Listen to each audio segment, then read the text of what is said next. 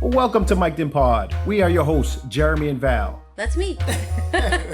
We are not experts, just parents of 2 college athletes and 2 in youth sports. On this podcast, we're bringing together athletes, parents, and coaches to talk honestly about youth sports, recruiting, pressure, identity, and everything in between. Thanks for being locked in with MicdIn Pod. I'm going to go back a little bit. So, me and Val, we were on a show. And while we were on this show, we met other people on the show, and their people met us. And this new interviewee today, our new guest, is one of the people that we met. But I didn't know the superstar that we met. I had no clue, I just know Val, you know what I mean? It's a pretty big deal. Dr. Valerie Smith-Hale. First of all, I think it's so cool that she's one of 7 girls. No, one of 8? One of 7 girls. One of 7 girls. Every girl, all the names start with a V. I think that's so cool, first of all. I think that's wonderful, For a while. And Valerie was the first one in her family to go to college, and she goes to college. She's playing volleyball. She's just a beast at volleyball. So she decides, I'm going to play for Team USA, right? That later, Val goes and gets her master's degree and stuff, super smart, goes and gets her master's degree and decides, I like bobsled, so I'm going to do that as well. And joins the USA team. This is crazy. Who does this? I did not know. You play softball too? You play softball too? No, I actually got cut from softball. It was a rough moment. Well, Val, you can't do it now. You know what I mean? You got cut from softball. Oh, Team USA on 2 different teams. Oh, I got cut from softball. All right, we'll take that. But not only is she an athlete and at the highest level, but she's also super intelligent. She's an Olympic strength and conditioning coach at the University of Notre Dame.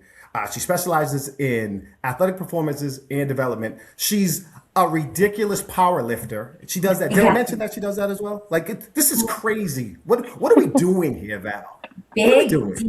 Big deal. I didn't know who she was until I did a little deep dive.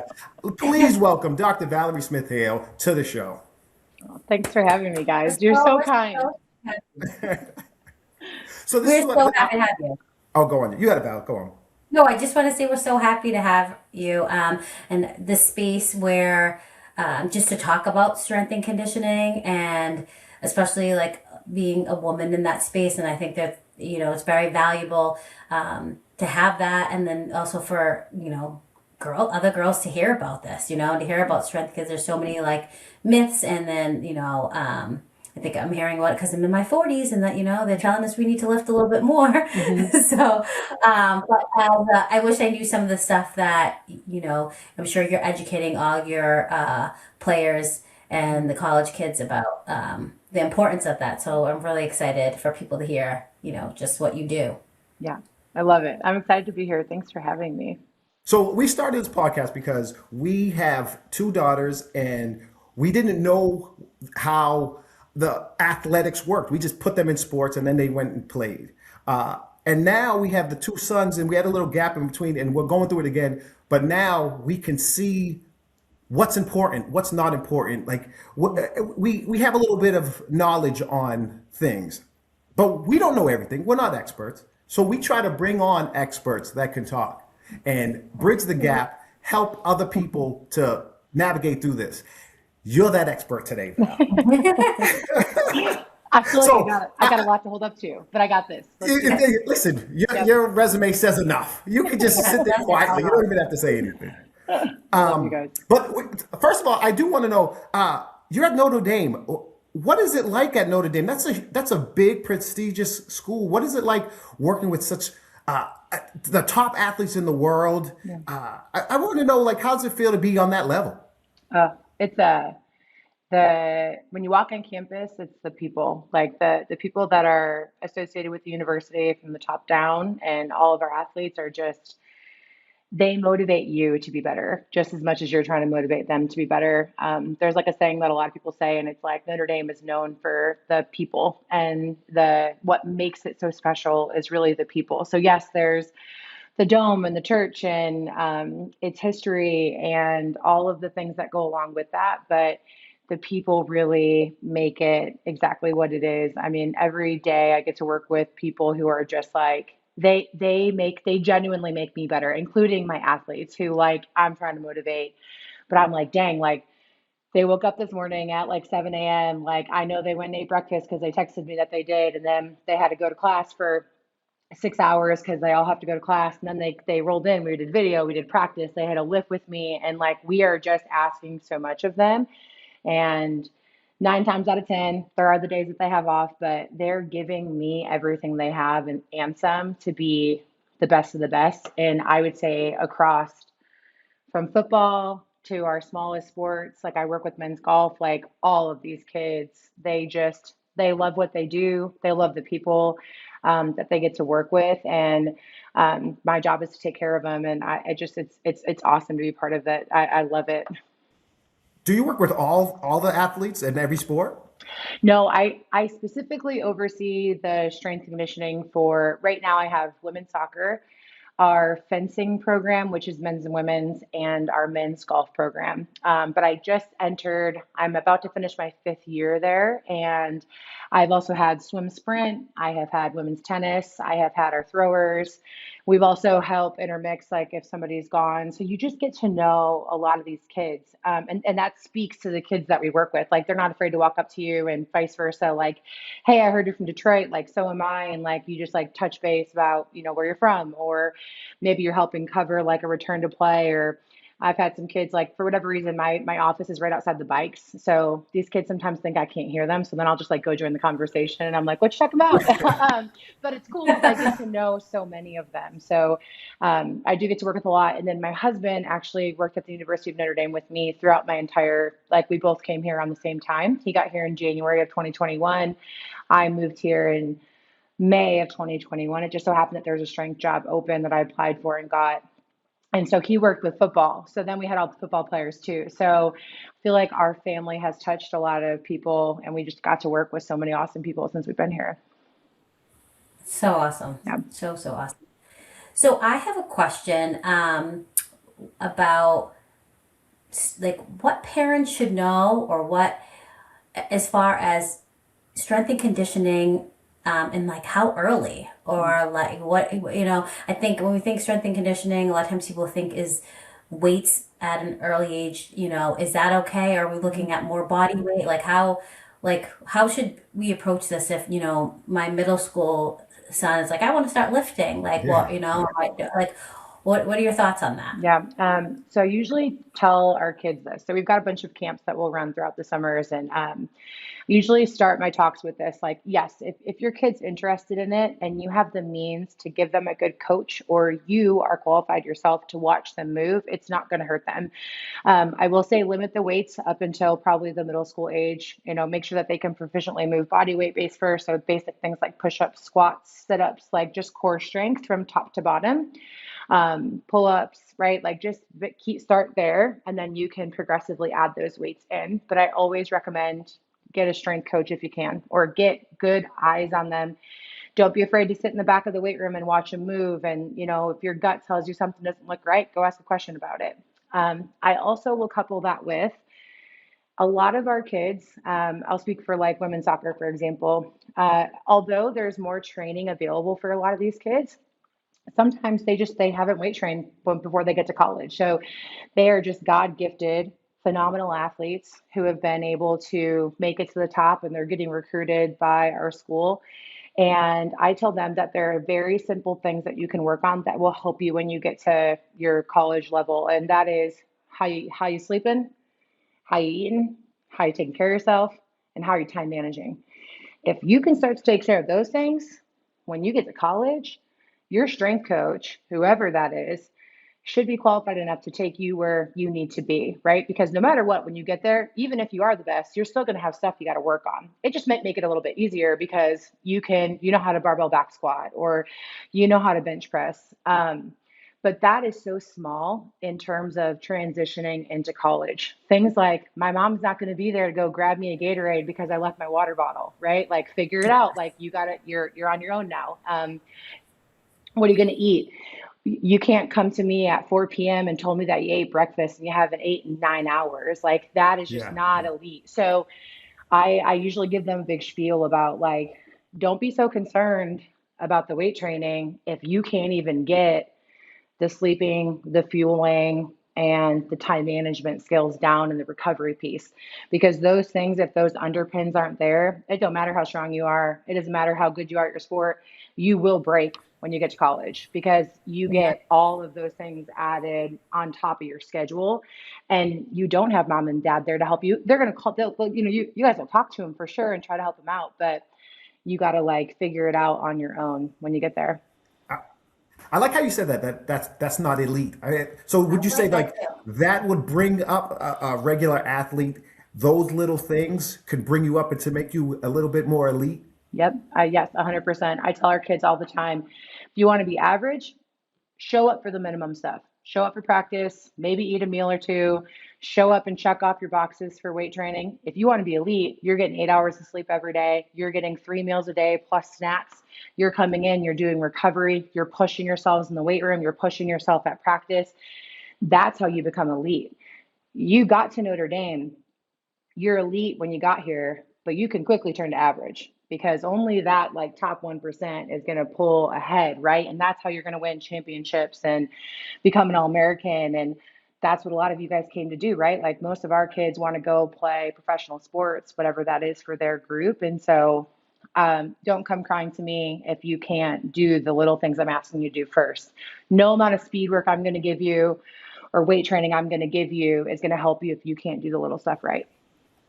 What are some habits that families can jump on right now while the kids are young? Some habits for nutrition and recovery and stuff like that. Do you have Yeah. any examples? Yeah. So usually I tell our kids when they come and see me, I'm like, hey, phones away at least an hour to 2 hours before bedtime if your kids have phones. I love But that. I love fine, Love yeah, that. put it away. Like just give it to mom and dad, cut it off, like whatever. Get it out of your room. Don't spend time scrolling. So about an hour before bedtime, you're now setting up a good habit to try to help yourself get into sleep quicker. Read a book, right? Like draw, color, whatever it is. Like some of our kids have like coloring books that they'll go color with, or like little activities that they'll do, but just something that's not an inner screen, like screen. You're on a it. screen all day on your computer, iPads, maybe video that you had to go to, right? So start with building a good sleep habit routine, and then try to get a minimum of 8 hours of sleep.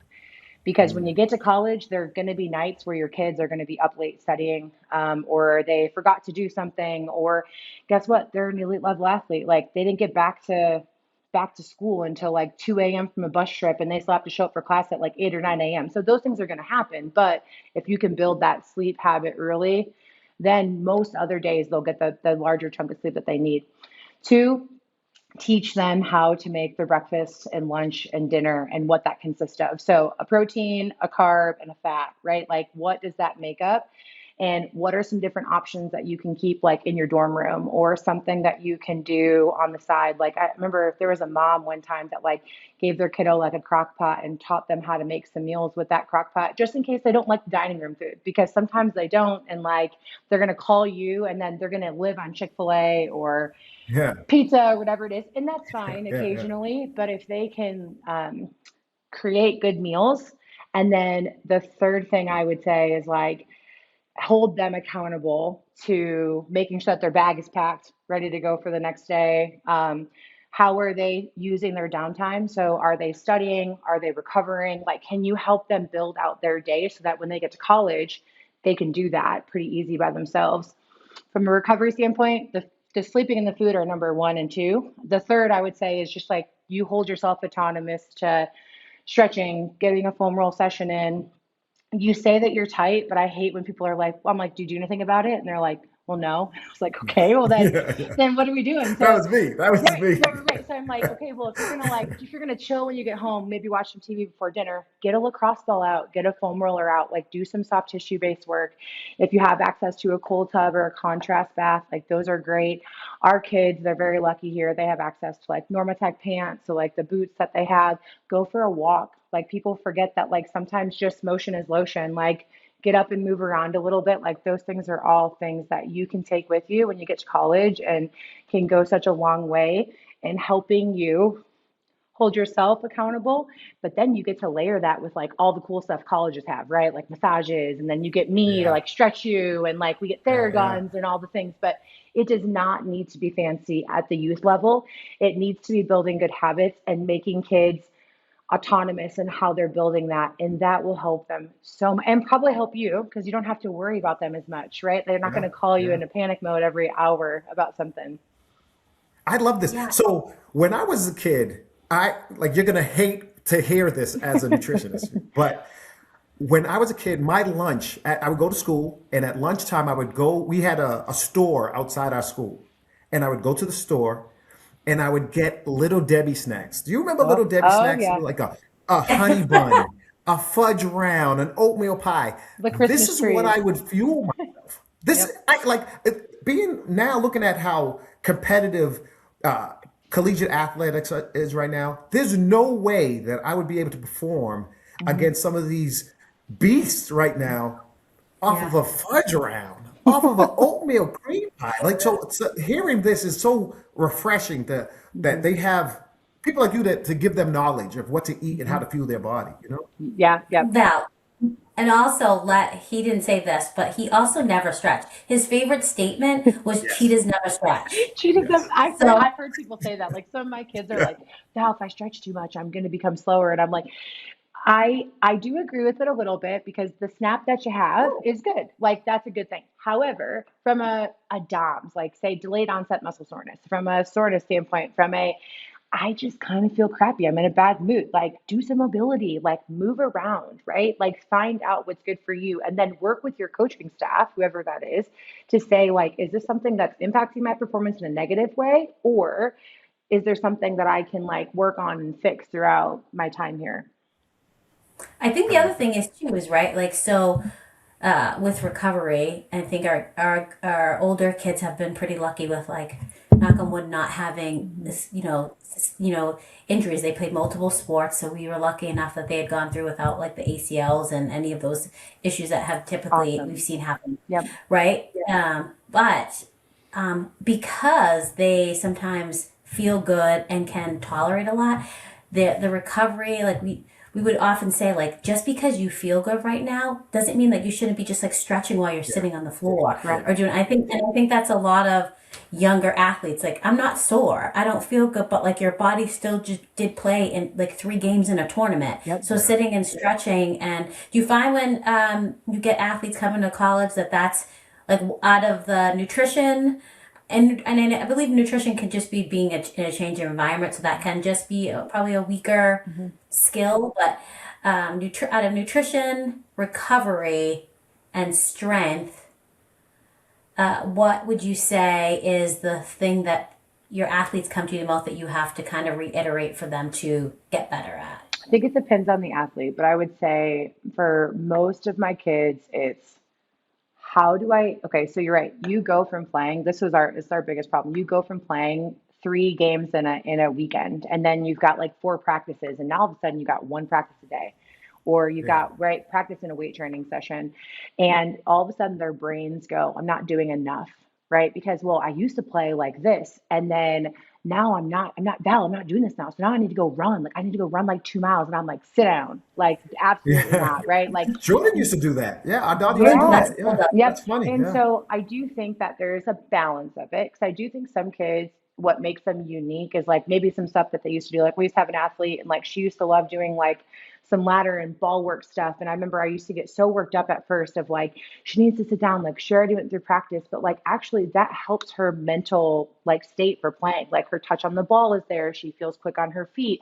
She's primed and ready to go. So like actually it's more of a mental thing than it is a physical thing. And so I would say there is a little bit of balance there, but what I find is that kids, as they go through their years of college, they they will start to dissipate the extra because their bodies, it takes them more to give in a training session or in a game. So they're less likely to go do the extra work and start to do the recovery stuff. So that's like usually like their sophomore years. And then it's so funny because the juniors and seniors will look at the freshmen and they'll be like, oh, they're freshmen. They're young. They can like move. They don't have to do this extra stuff. They Yeah, don't have to yeah, worry about it because they can do it. But then after yeah. 2 years, all of a And sudden they your see it. all of a Yeah, sudden your body's like, whew, all right, like I didn't eat today or I didn't do something right. So I would say it's probably a mix of recovery and strength. I would say a lot of people actually have like decent nutrition, but then it's actually fueling more is probably our biggest problem. So ah, you need more food, like, and you need more less little Debbie's and more like whole food. So we have like a fuel station and our kids will rate it, which is awesome. I'm like, yes, rate it, take what you need back to your dorm, but goldfish still isn't dinner or your protein shake isn't dinner. ah, That's just to get you to where you need to go next, or you can pack it in your bag for like your snack tomorrow. But those don't create your meals. Your meals are your meals. Go sit down and have those things. But I love it when the kids get the flip on moment for like the weight room helps me. So when usually, sometimes it's their freshman year, but I would say the sweet spot for a lot of our kids is like usually like the end of their sophomore year into their junior year. And they almost wish that they would have just bought in earlier because they realize how much that can help you with recovery, with speed, with resiliency to injury. And sometimes it takes an injury, like for you to realize that like the weight room doesn't make you bulky and slow. It makes you yeah. tough, it makes you powerful, and it makes you like, don't mess with me. I'm from Notre Dame. Going through this process, going through the process with my daughters. My oldest is soccer. My second daughter is basketball, and going through the recruiting process. The biggest thing that I've seen in the difference between high school and college, and talking to the coaches and stuff, is the weight training program. They said, "Listen, you are probably good enough to play here right now, Mm-hmm. but you're not strong enough. You Yep. have to get stronger, and you're going to get up here and you're going to get beat up, and then you're going to see, oh, I have to get in the weight room." Yep. Yep. So we get our kids in the summer. Sorry, yeah, summer. So it's like leading into season. Couple like the hard part about that is like it's soccer focused, right? So actually the work's been done. The work needs to be done from like January to, when you start in August. And so not that we don't do work in season, it's just soccer is the priority. So our weight room sessions are usually shorter. They're more efficient and effective in terms of like we're going to get complex movements in, we're going to get explosive movements in, we're going to have corrective based movements in. But my goal is to not make you sore every session or put on a bunch of mass. It's to like maintain the muscle mass that you have. So explosive movements for us are like Olympic based variations. So things like barbell jump shrugs or high pulls or landmine stuff, kettlebell, loaded plyometrics. Those are things that are like explosive in nature. So you would do that first. Then we usually go into some sort of strength training block. So if it's the first weight room session of the week, it's usually our lower body strength. So that would be like a trap bar deadlift, a barbell back squat, a front squat, maybe a single leg loaded squat movement. And then my third and fourth tier are going to be, I usually like to have some sort of push. So a push up, dumbbell, bench, some sort of pull up in. So I usually try to go total body lifts with all of our kids just because some weeks we get one lift in, some weeks we can get two lifts in, just depending on their game schedule. And then correctives for soccer, for example, are going to be ankle, knee, hip. And then I usually train their neck. So just because they go up for a lot of headers Wow. and they're constantly like, it's a Ah, very physical sport. And so we will do all of our correctives. Goalkeepers will usually do some sort of grip training. But we're doing like band TKEs for knee, maybe like a lateral step down. So again, it's not crazy hard work, right? But it's just good quality work. Things that they can ah, come in post training, we're going to get a great lift in, but I'm not like putting a ton of mass on somebody right now, right? Because we are in season and they have a lot of load on their legs. But when we get to off season, that's when things get a little bit more individualized based on what is the athletes and coaches goals of that team? What are things that we need to work on from season that we saw throughout?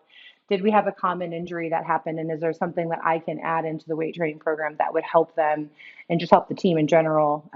So those are things that I'm usually thinking about when we hit December kind of post. But to answer your question in terms of just strength, I think that there's two layers to it. One is a lot of kids just don't have really good core strength, so they just get bodied around. They can't brace. So like, you have a daughter that plays soccer, right? So if you're in the midfield, I mean, like a girl that's got 10 pounds on you can probably walk up and just like take the ball away from you if they want to. Yeah. But if you've got good like strength where your legs feel strong, your core is strong, or you can just body someone off of you, you're going to hold on to the ball a lot longer and be able to make more effective and efficient decisions. So that's like one thing that I'm trying to work on with some of our girls. Some of them it is put mass on. So it's like we probably need to work with our dietitian. We'll get a DEXA scan done. We'll see what your body comp looks like. And we're actually trying to put weight on them, but more in the off season. So we're going to make them do some volume. We're going to push them in the weight room as much as we can. And then we're going to help them fuel to like put mass on that's going to help them be effective athletes. But I would say a majority of our kids fall under, you just got to get stronger. Like how many, like, let's get you doing pull-ups. Let's get you bracing. Like, can you hold the plank for a minute? Like, I can't tell you how many college kids come in. And that's why I say if parents want to put their kids into weight training programs, start with the basics. Like hold a plank. That was my next question. Hold a plank for a minute and like Yes. do it without shaking. Put some weight on your back afterwards, right? Like you can be in the basics for a year and get really strong, and it can make such a big difference on the court and field. I'm so glad you mean that, because a lot of people going to listen to this, and they're going to have a 5-year-old daughter and saying, "That's it, you're in weight training today. Well, you're eating 20,000 calories, and we have you in a weight training program, and and I'm so glad you did that. So like they don't really need that weight training that young. If you can just do body weight stuff and hold your core, how much can you use that to be an elite athlete and get to Notre Dame? Yep. And be mobile. The other thing I thought was really important that you said, when you said that, the work that you're doing in January, by the time they get to August, the work is already done. And I think that a lot of athletes are training the same way all year versus what you just mentioned. And that's why I asked you what exercise it was, where you talked about even the layering for the days, right? Because people were just like, it's a leg day, it's sun's out, guns out, it's arm day. But like, there's times when you're getting ready for a sport or you're training for something, I'm training for a marathon, where it's like, right now is my build until like in a couple weeks when I start to like go into the long run. So I think a lot of athletes don't know that there's like a time before the season starts where like the lift should look different than it looks in season. And a lot of people keep it the same or similar all year round and don't layer it like you're mentioning. Yep. And that's where working with a strength coach is super helpful. And like, hopefully when you get, like, I think it's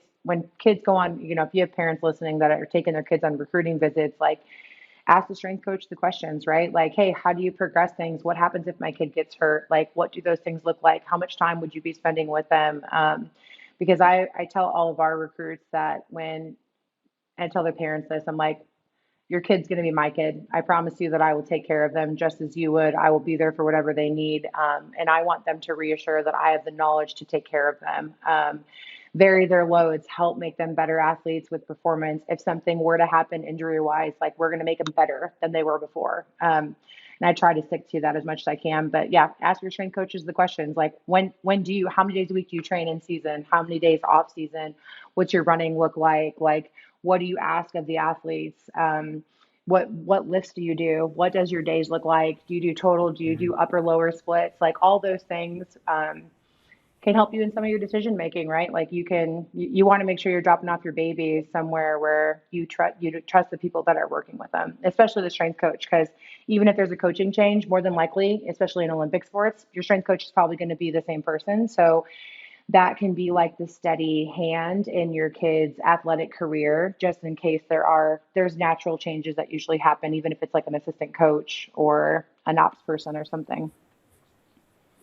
That's also really important. I don't think a lot of times on those recruiting visits necessarily, maybe different on different sports, that the strength and conditioning coach is always available for those conversations to actually know, right? Like, especially you're not educated on lifting at all as a parent, and your kid's new to it as well. Like that conversation would be really reassuring to me to be like, yeah, you're going to take care of my kid and you're there to make sure that they not only have these exercises, but understand the importance of all the other things that you mentioned, the nutrition, the Yep. recovery, Yep. like the sleep, Yep. so that like they have something tangible Mhm. to work towards on a regular basis. Yeah. And when they send them back home to you for summer, right, or winter break, you can help them. Like, hey, yeah, we're going to go to the family gym. Like, I know you got a lift to do. Let me see what you got, right? And watch their progress. Like, I Yeah, told my yeah. husband, I was like, I can't wait for, like, I can wait, but I'm also like excited for the day that she can like go to the gym with us and we can all train together. And like, you bet your butt, like, you're going to do what you're like, good. I hope someone yells at you. Like, I hope someone Yeah. tells you that you got to go work on this and like, you're going to come home and we're going to work on it. Like, we'll get better at it. And I think it's fun as parents if you can, still be a little bit involved in what they're doing, because you're their biggest influence usually, and they're going to listen to what you have to say too. So if you can be that other voice, as long as it's all good stuff, right, then they're probably going to get that much better. How does that work with the relationship with the coaches? How much do you work in tandem with like building out plans or for the athletes? For all of my teams, hand in hand. So before I sit down and write and do anything, I'm asking the coaches, usually, what are you seeing on the field or on the court, that we need to work on, generally speaking? Are there any individuals that we really need to kind of transform where they're at to help break them through, right? Three, is there anything individually from, that someone needs to work on? And then I think like the fourth thing is like, was there just like something we are missing? And so that can be explosiveness, it can be speed, it can be right. And sometimes there's little in certain categories, but sometimes there's some people that like we need the whole performance team to get around either the team or the individual to help them. And so we're really lucky where we have like a dietitian, we have an athletic training physical therapist, we have a sports psychologist, we have like student academic services that can help them. And so we'll sit down with everybody and we'll go, okay, here's where we think this athlete needs to be. Let's sit down and have them get this done first. And then just make sure that all these goals align and that they're aware of what's going on and make a plan. But I think that my coaches are like my best friends and I can't do what I do without them because no matter how much weight you squat in the weight room or how much you hang clean or how many pull-ups you can do, if they're not translating that into their sport, and then it's not that it's a waste of time, but it's going to be much better when we're all on the same page. And I can tell them the movements that they're making, and then they can tell me if they're seeing that. And if they're not, like, what are some things that I can adjust or change? Especially if you're early in off season, there's plenty of time to like make adjustments. The bad time to ask to make the adjustment is like right before season starts. Like, well, have you been seeing this? And so I think it's so important to have that relationship with the coaches because they're watching them do their sport, which is what you're there to help them do. I'm not there to make everybody a power lifter. I'm there to make them elite at golf or fencing or, soccer or whatever it is that they're doing. So my question is to go back a little bit. When should we hear a lot of parents that say, all right, my child is a basketball player now, and that's all we're going to focus on. No more sports. We're just going to dial into basketball. We're not playing anything else. Yes. That's what I want to see. I want to know when is it ever good to do that, or should we be a multi-sport athlete forever? I think part of this is like on the kid and the parents, but I think that all of our athletes who came in that played multiple sports are freaking phenomenal. And the kids that have maybe only played one sport, not saying it's bad because I think you can still get there, but I do think that it makes a big difference. Like we have kids. I just got off the phone with one of our recruits. Like she just finished up her basketball season. Like she's coming to Notre Dame. She's, you know what I mean? She's signed with us and she's still playing basketball. Like if you can do it, do it. Like I had a kid, my first year, And she she's was coming for like, soccer. yeah, just playing soccer. I have another kid with the same thing. Like she finished playing basketball and then she was surfing. Like she was from Cali, so they'd surf. I'm like, how cool is that? Number one. Yeah. But I think that a lot of our coaches love it when they play multiple sports. I love it when they play multiple sports. I just think it makes them a better athlete. You get to be in different like team cultures. I mean, yes, play as much as you can for as long as you can. There may come a time where you have to reduce maybe the number of sports you play or what you're participating in. But I think as long as you can keep playing multiple sports, do it, because when you get to college, you only have the one, and then you're not allowed to play rec sports until you're done your senior year, right? So you got to enjoy it while you can. Yeah, I think that's really important. A lot of parents are specializing, kids are specializing so early, and playing, one sport all year round and not getting that extra mobility or Yeah. muscle strength, or those like small twitch muscles aren't developing like Yeah. they Overuse. should. Yes. Do you I see Yeah. that? Do you see that it helps with injuries as well, playing multiple sports? yeah, I think sometimes some of these, sometimes when I used to work in the private sector before I worked at Notre Dame, and we saw kids from all stages or all walks, right? So I can't tell you how many parents I would talk to, and they're like, hey, well, we need to work on, their first step acceleration, like it's just off, and I'm like, okay, well, what are they doing? And it would just be like, well, that's all we're working on. And I'm like, you can't just focus on that, right? Like there's a Yeah, whole yeah, plethora yeah, of things from behind it. yeah, And then usually it comes down to some of these kids would come in injured just because they're only playing one sport. I see it a lot in like baseball players or anybody that's overhead, that's all they're doing all year round is like pitching and throwing, and like they've blown UCLs at like yeah, 12. Like that should not yeah, be happening. Like you got to go do something else. Like right? So you turn those things off and you turn on the other sport, and it's just going to make you a better overall athlete. It's going to help your tendons, it's going to help your joints, it's going to help your muscle in certain areas of your body. Like you have to diversify what you're doing. And you can't keep doing the same thing over and over and over again, because if not, you're just going to be at risk for injury. And if you got lucky and you got through youth sport in college, it's going to happen 100%. where were you at when I was in high school? I needed this. I needed this. I Yeah. was outside. I said, I don't want to play anything else. I just want to play basketball. And I'm eating honey buns. Like, I needed all this. I could have been Yeah. great. Oh, I love it. Are the athletes receptive to this?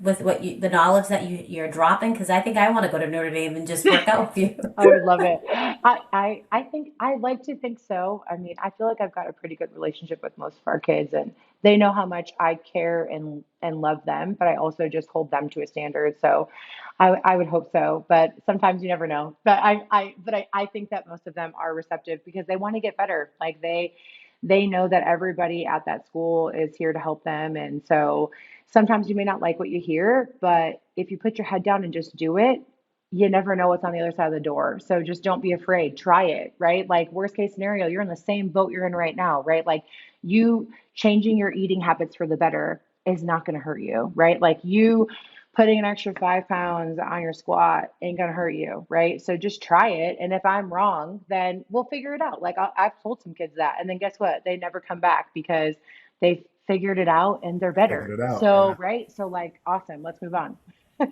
Next goal. Yeah. Yeah. We have a segment in this show that's called the Orange Moment. And it's time for the Orange Moment. All right, so now Orange Moment is when you're younger, do you remember, Val, when you would go to a game and the parents would bring orange wedges, and at halftime, while everyone's eating orange wedges, the other team comes over, we're all having fun, no one cares about the score, we're just eating oranges and going to have fun. And at one point, it doesn't, those orange wedges are gone. At one point, it starts to get serious. There's something that happens. There's a switch that gets turned on. There's a moment that, oh no, this is real now. There's a moment, there's a lesson, and there's a shift. And, we want to know if you have an orange moment and where you were challenged, and what did you learn from that experience? Yeah. Let's see here. I was a junior in high school and I played like 3 sports. So volleyball, basketball, ran track. I tore my ACL. And I remember just like I was on varsity. I was a sophomore. Like I was devastated. And I started working with our athletic trainer at the time, and I remember like my like just entire identity was in sport. And so I was just like, how am I going to come back from this? Like I had seen other people who had been out and they just like could never get back to the level that they were. And I went home and I cried, and my mom's like, it's going to be fine. Like, this is all going to like work its way out. And flash forward, I think I came back stronger. I got my starting spot back right away. I actually became a strength coach because of my athletic trainer, who helped me. But that moment, like I thought I wanted to go into like teaching, I think, or something. Like I was starting to get like recruits for college, and then I didn't realize that like you got recruited like kind of in your sophomore, junior year. Like, and so I was freaking out that I missed the window and that I wasn't going to get to go play college sports. And then I realized that there is a space for everybody in college sports. It's just like, do you want to do it? And so I ended up going and playing college volleyball from it, became a majored in exercise science because I loved the idea that you could be injured. Like you can have a catastrophic injury that like just sidelines you. Like it's going to take away everything that you ever knew and like automatically were good at. And you were going to have to work for every single thing back, right? Like walking, running, squatting, moving. And if it wasn't for my athletic trainer, Anna, like I would have never, and my head coach, Coach Miner, like I just will never forget those two being like, you're going to do this and you're going to have to work for everything. But now when I have my athletes, I relate to them. I'm like, hey, we're going to get you back better. Like I guarantee it. Like I can guarantee you that, but as long as you put the work in, it'll get done, but you're going to have to fight for it. And sometimes certain athletes, it's one of the biggest blessings you can have is to slow down, train, and get reminded of like what got you to where you're at. And that to never be on those bad days where you don't want to go to practice and the coach is on your butt for whatever. If you're out, you would give nothing more than to like get ripped into or go do like the hardest conditioning session of your life when you can't walk or it's like 6 feet of snow outside and you got like your scooter or your crutches and you're walking around by yourself. And so that for me was like my shift into strength, which was awesome, but also made me appreciate everything in sport and life so much more just because it all got taken away from me and I was devastated. I love that. I I hope love I that. So you're answered the giving question people. right. No, that was You answered perfect. it. Okay, That was okay. perfect. It gives people hope because there's a lot of people that get injured, and now you're a living testament that you could come back from this bigger, stronger, faster. This is 100%. awesome. Yeah. 100%. And I think you brought up some good points about the encouragement that you had from the people around you in that time and how much that's necessary, Yep. right, to help the person push through. Um, Yeah, if your trainer wasn't your trainer back Hmm. then where would you be? Like this is your trainer turned you into a doctor. This is Yep. beautiful. I tell her all the time. She's like, "You're crazy." I'm like, "Dude, I went this route because of you." Like I think at first I Yeah, wanted to go athletic training, and she was like, "No, no, no, no, no. You don't want to do this, but you do want to do strength conditioning." And it was still like an up and coming field. Like it wasn't truly like there were not as many strength coaches at that time, right, than there are now in high school settings and whatnot. Because she was our strength coach technically, I think. So she ran a lot of our stuff, and yeah, she changed my life and the trajectory of where I'm at now. Exactly. I love that. I love that. and the other thing you said that was you just brought up your identity. Yeah. I think that is a huge reality for many athletes, and how they identify and how they might have their self worth. Yep. So what one last question. How do you see athletes playing at such a high level at Notre Dame figuring out that balance, right? With they're there, a lot of them are on a scholarship. They've been recruited heavily, and they pick this place to go to school and get educated, and then also play a sport that they love. How do you see them keeping the balance? Do you think that comes just from culture and strong family support, or these growth moments that they also get just from as individuals being in an environment that seems like it's just a joyful place to walk around? You guys got to come. It's great. Um, I think that I am very blessed to work with some coaches that I think on a weekly basis tell our girls that and athletes that they're more than just the sport that they play, and that we encourage everybody to take time away from the sport, like go find something else to do, find friends across campus. Like one really cool thing about Notre Dame is your freshman year they actually room you blindly with somebody. So you don't get an athlete. Another You, athlete or yeah, just no, just anybody? like anyone. And so, Wow. but what's cool about that is like it makes you have friends on campus with other Ah, people, which then can very open up important. some doors to you have some things outside of sport. Because Val, you're right. Like when these kids get done, one of the biggest things I think that's being researched in like sports psychology right now is like how do kids transition out, and right where they are given a lot of things and their identity is in this, and then how do they transfer out into the workforce. But I think coaches and people like myself and that are working with these athletes every day and reminding them that they are more than just a soccer athlete, because one day that's going to end regardless of what you think. So you're either going to go into coaching, like you're not going to be an athlete anymore, so you can still be involved in the sport, or you're going to be done and you're going to move on. Even if you have a 20-year professional career, it's just at one point it will, that chapter will close and you're going to have to move on from that. And so our sports psychology department is awesome, and they do a lot of prep with our kids about transitioning out and how to do that and how to start that process earlier than you think you might need to, because the 4 years goes like that, or 5 years, whatever you get. But I think that you said something that can probably be done a little bit more, and it's that family support too. So like encourage your kids to like do some things, right? Like outside of whatever it is. Like I've got a fencer and she's into music and she's also a singer. And I like love that. I'm like, how cool. Like, right. Like you just get to go check out and go do that. Or you have another hobby that you like to do, right? Outside of just your sport. And Division I athletics, guess what? Most of their life is their sport. And that's okay. But it's helping them build the stepping stones for one day when that's gone. Like I always like tell the girls, like, I want you to be able to walk into a gym and like just crush it. Like you can just like be healthy and like know how to do everything and be able to go and like if that's what you like to do, but like giving them the skill sets of the things that they're going to need when they're done and they're away from the sport, I think is like some of the baby things that you can do, and then helping them transition into the workforce or whatever it is that they're going to do next. That's so cool. You're trying to tell me that Jeremiah Love was just had another roommate, just a random person, or Hannah Hidalgo just had a random person as a roommate, and you trying to tell me that, Val? Hmm. Wow, And yeah, because you have to that is live on you have to crazy. live on campus at Notre Dame for 3 years. And so your freshman year, you are, yeah, you can like, I think there's like a bunch of TikToks on it. Like I've seen it come up in my feeds before, right? Of like they're like just like their traditional things that Notre Dame does. Yeah. So they have like male and female dorms are completely separated.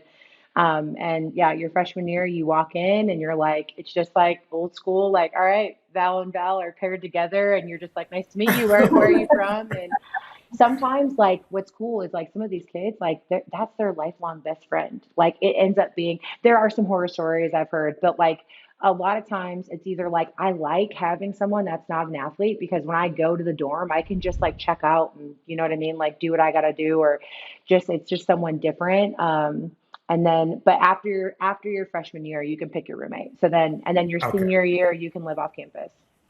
okay, all right. Yep. It's just such a wealth of knowledge, Val. You Oh, just I know. I love it. I love and talking to you guys. we This is really fun. appreciate you coming on. I think you're gonna reach a lot of people and answer a lot of questions that are people looking to have answered. So this is wonderful. Thank you so much for being with us. Thank you for getting locked in with MicdIn. Thank you. Thank you.